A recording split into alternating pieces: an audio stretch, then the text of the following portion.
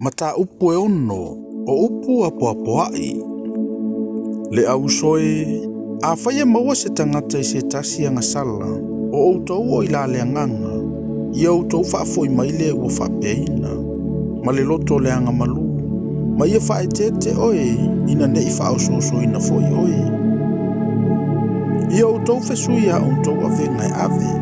Ma ia whaapeona outou whaia le tūla whono ke risu. A wape ama natu se tasi o le tangata o ngā ia. Ai le ai, ua pelongi o ia ilo na manatu. A ia taito tasi ma wha masinu ila na lava ngā luenga.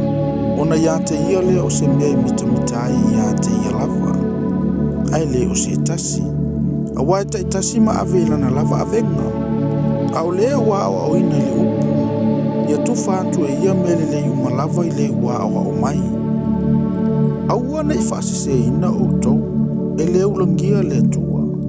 Aua o le mea luluina I le tangata, o le mea lava le sele ina mai ai e ia. O se lulu I la le tino, e sele mai ai e ia I la le tino, le mea e pala.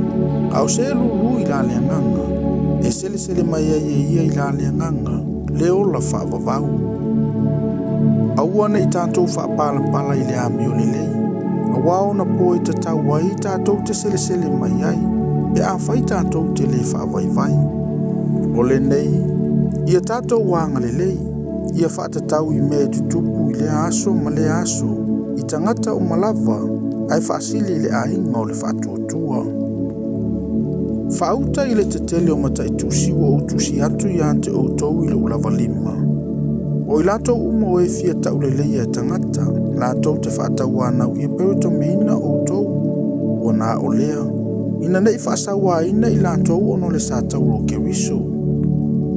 A wafo yo I lato o e o peu to meina, lato te le ana I le tūla fono. Ai peitai, lato te loto ina I peu to meina o tau, ina ia lato mitamitai o tau tinu. A o au, awana ia umita I se mea. Tau lava le sa tauroro tātou wali o Yesu Keriso. O ia ua wha sa tauro ina ile lalolangi ia te au. O au foi ile lalolangi. Awa lea o ngale peritome. Po le peritome ina ie ua ia Keriso Yesu. Tau lava ina ia whaafo wina I latou.